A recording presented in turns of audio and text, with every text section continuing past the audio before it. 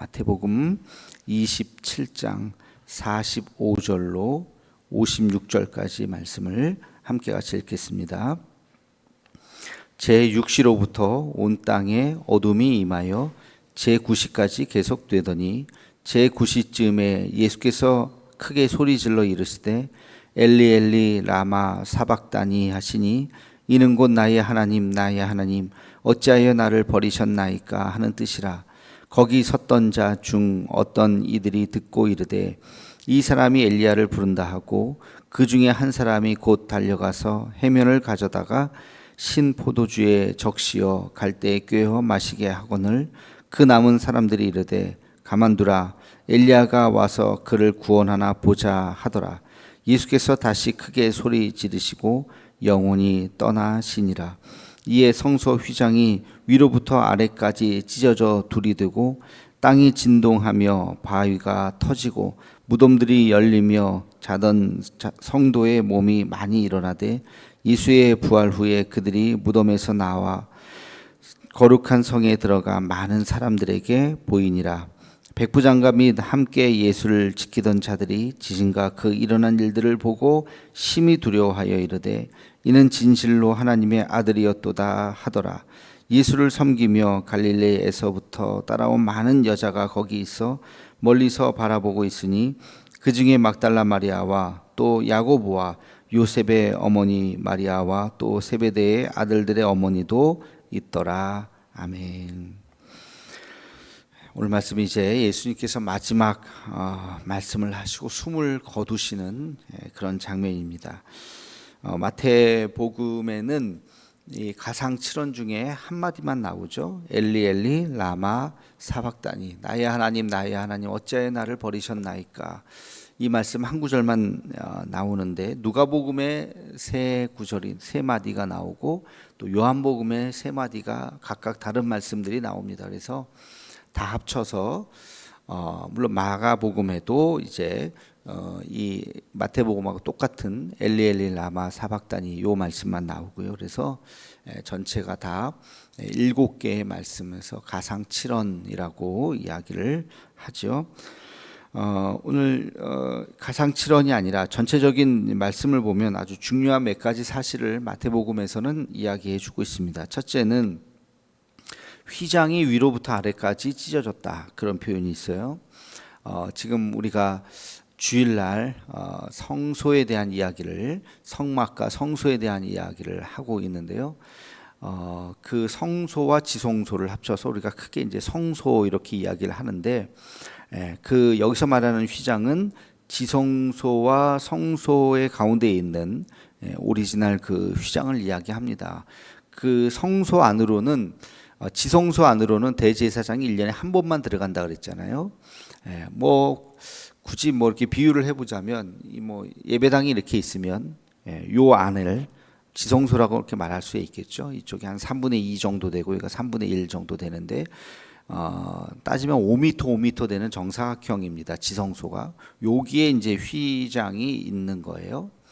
휘장의 높이도 5m예요. 그러니까 정말로 이렇게 딱 직육면체겠죠. 그 지성소만 따지면 5m, 5m, 높이도 5m. 그런.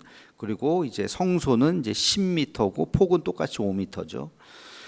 그런 아주 높이가 5m 정도 되면 2층 높이죠. 굉장히 높은 천고가 높은 2층 높이라고 볼 수가 있습니다.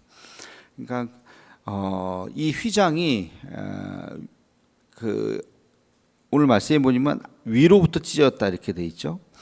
그러니까 이게 아래로부터 51절에 보면 성소 휘장이 위로부터 아래까지 찢어져 둘이 되었다. 여러분 5m 높이면 굉장히 사람 손이 닿지 않는 곳인데 만약에 사람이 찢으려면 밑에서부터 찢어야죠. 5m를 뭐 어떻게 찢습니까? 그죠? 사다리 타고 올라갈 수 있는 것도 아니고. 근데 이게 성소 위로부터 아래로 쫙 찢어졌다고 하는 것은 사람이 찢지 않았다는 건 누가 찢어요? 그러니까 저절로 찢어진 거죠. 어떻게 저절로 찢어져요? 하나님이 이제 찢으신 겁니다. 그래서 그것도 신기하죠. 그러니까 제사장들이나 그 당시에 있었던 사람들이 얼마나 놀랬겠어요. 이 휘장은 절대 찢어지지도 않습니다. 그게 얼마나 두꺼운지 찢을 수도 없어요. 뭐 칼로 찢을 수 있는 것도 아니에요. 그게 찢어지지도 않거니와 찢어졌다고 하는 사실 자체도 엄청난 충격이고, 그것도 위로부터 밑으로 쫙 찢어진 것을 거기 있는 사람들이 다 본 거죠. 그러니까 이게 엄청난 이제 충격적인 사실이라고 이제 볼 수가 있어요. 그래서 이 사실을 지금 기록하고 있습니다. 마태복음에는 이 휘장이 찢어졌다고 하는 이 사실. 그 의미는 무슨 뜻이겠어요? 그것은 대제사장이 지성소에 1년에 한 번만 들어갈 수 있는 그 공간을 하나님께서 휘장을 찢으심으로 이제는 누구나 다 들어올 수 있는 거예요. 그러니까 이제는 누구나 다 그 지성소에 들어가고 거기에서 양의 피를 1년에 한 번 뿌리듯이 누구나 수시로 들어가서 하나님을 만날 수 있는, 거기에는 법궤가 있고 거기가 하나님이 임재하시는 그 시은자가 속죄소가 있다 그랬잖아요. 그 속죄소에 누구나 들어갈 수 있는 그러한 놀라운 사건이 벌어지게 되었다 하는 것을 지금 이야기하면서 일종의 이제 구약 시대의 종말을 이야기하는 거죠. 그런 구약의 종말, 양의 피를 잡아서 죄를 사하는 그런 모든 시대의 마지막을 예수님께서 이제 돌아가심으로 인해서 그 모든 구속의 사건이 완성되는 그 순간 휘장은 더 이상 의미가 없는 것이죠. 성소와 지성소는 더 이상 의미가 없는 것이죠. 그것이 다 찢어짐으로써 그 율법의 모든 시대를 폐하고 이제 은혜의 시대로 넘어가게 된다 하는 이 엄청난 상징을 지금 마태는 기록하고 있습니다. 두 번째 놀라운 사건은 무덤이 열리면서 죽었던 성도들이 다 일어나게 되었다. 이것도 굉장히 충격적인 일이죠. 무덤이 열렸다. 그러니까 그 무덤관 뚜껑이라든지 거기 무덤에 들어가는 그 당시에 이제 무덤의 형태가 이제 있는데 이렇게 회칠한 무덤이여 하는 것처럼 우리들처럼 이렇게 봉을 이렇게 만든 것이 아니라 이렇게 굉장히 평범한데 이렇게 문 같은 뚜껑을 이렇게 단 겁니다. 그게 이제 다 깨지고 그게 다 열려진 거예요. 그러면서 죽었던 성도들의 몸이 다 이제 일어나고 나중에는 예수님 부활 후에 사흘 후에는 그 사람들도 많은 사람들이 이제 보게 되었다 하는 이야기를 52절, 53절에 보면 기록하고 있습니다. 이것은 무슨 의미겠어요? 부활하신 예수님께서 부활하신 것뿐만이 아니라 죽은 자들도 다시 살아난다는 거죠. 그러니까 우리 인간의 몸이 죽음이 끝이 아니다 하는 것을 예수님만 부활하신 것이 아니라 그 당시에 있던 무덤들이 열리면서 그 놀라운 사건을 예시해 주었던 것입니다. 그럼으로써 우리가 이제 죽지만 다시 우리도 새로운 몸을 입고 다시 살아날 수 있다고 하는 것을 보여주는 거죠. 이 엄청난 사건이 예수님의 십자가 사건 이후에 이제 일어났다 하는 것을 말해주고 있습니다. 그리고 세 번째는 마태복음에는 이 백부장의 고백이 들어 있습니다. 굉장히 중요한 고백이에요. 그는 진실로 하나님의 아들이었도다. 이 백부장은 그 당시에 모든 사형 집행을 하는데 총감독을 했던 사람입니다. 예수님이 이제 그 빌라도가 사형하고 바라바를 풀어주고 예수님을 사형하라 라고 명령을 하는 순간 그 모든 집행을 한 사람이 바로 이 백부장이었어요. 그래서 예수님 채찍을 때리고 뭐 본인이 때리진 않고 본인이 옆에서 지켜봤겠죠. 채찍에 맞으시고 그리고 모든 순간 다 마지막에 십자가에 달려 죽을 때까지 옆에서 진두지휘했던 사람이 이 백부장인데 처음부터 끝까지 다 지켜보지 않았겠어요? 예수님의 표정, 말 하나하나. 아마 이 가상칠언을 가장 가까이에서 들었던 사람도 이 백부장이었을 겁니다. 그의 결론, 쭉 마지막까지 보면서 아직 부활하기 전이에요. 그의 결론이 지금까지 그가 얘기했었던 이 모든 말씀, 그리고 스스로가 그 예수님의 죄가 뭐예요?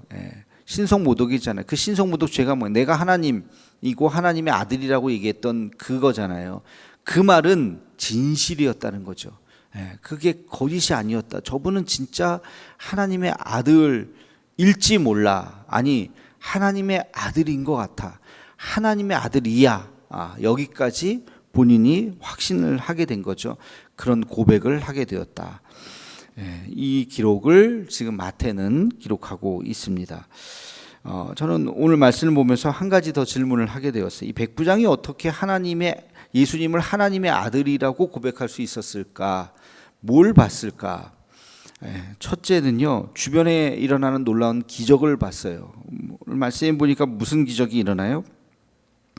54절에 보면 백부장과 및 함께 예수를 지키던 자들이 지진과 그 일어난 일들을 보고 심히 두려워하여 이르되, 지진이 일어나고 뭐 그당 막 일어나고 천둥치고 막 갑자기 막 날씨가 막 사나워지고 뭐 여러 가지, 아마 이번 십자가 처형만이 아니라 그 전에 얼마나 많은 십자가 처형을 이 사람이 했겠습니까? 그죠? 담당을 했겠어요.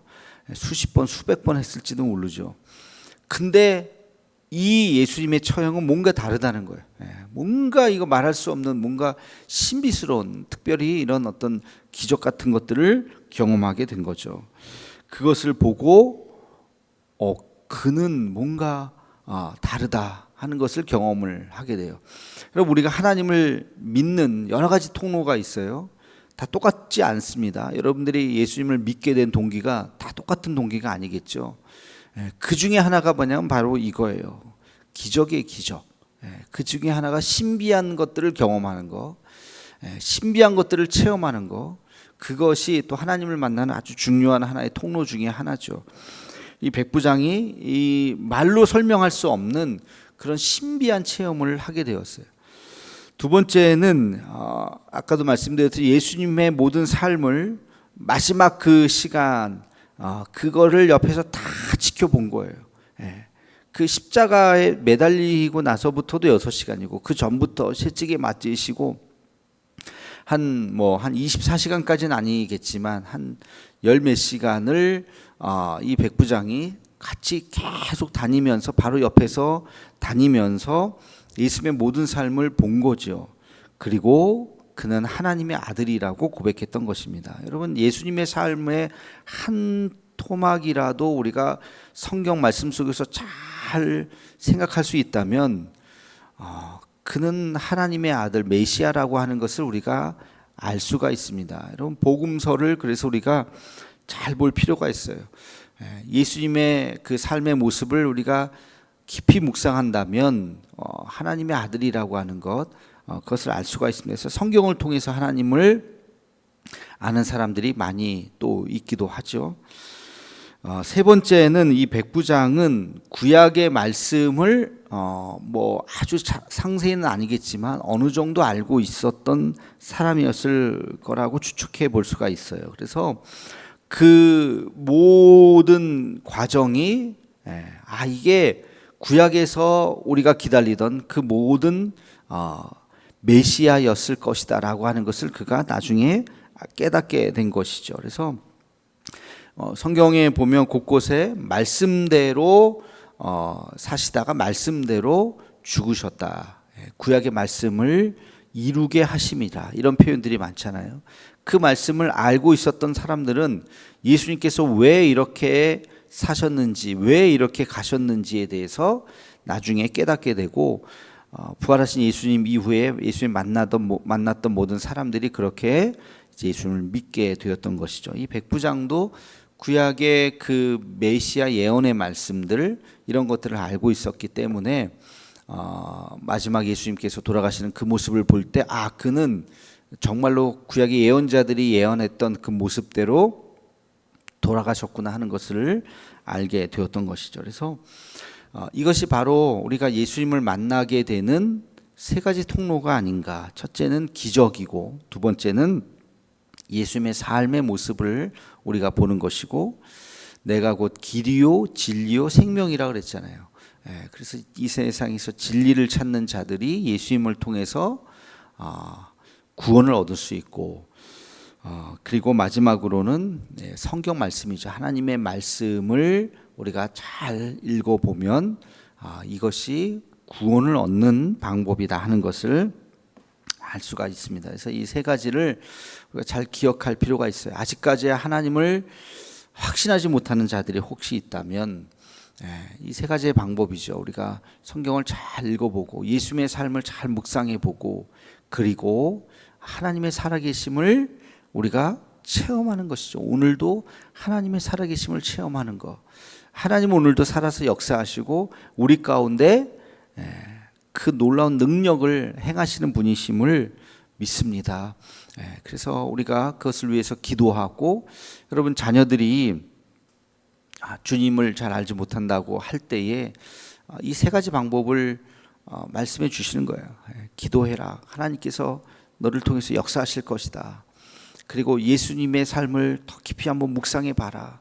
예수님의 어떤 분이신가, 그 당시 시대적인 상황을 보고 예수님께서 어떤 삶을 사셨고 어떻게 죽으셨는가, 왜 죽으셨는가, 그분이 왜 십자가에 달려 죽으셨는가, 그게 무슨 의미인가. 그리고 성경을 전체적으로, 구약부터 전체적으로 보면 그건 부정할 수 없어요. 하나님의 살아계심을 부정할 수 없고 예수님이 우리의 메시아이심을 부정할 수 없는 놀라운 그 섭리가 성경 안에 다 들어있는 것이죠. 그러니까 하나님이 없다고 얘기하거나 하나님 모른다고 하면 한마디로 게으른 거예요.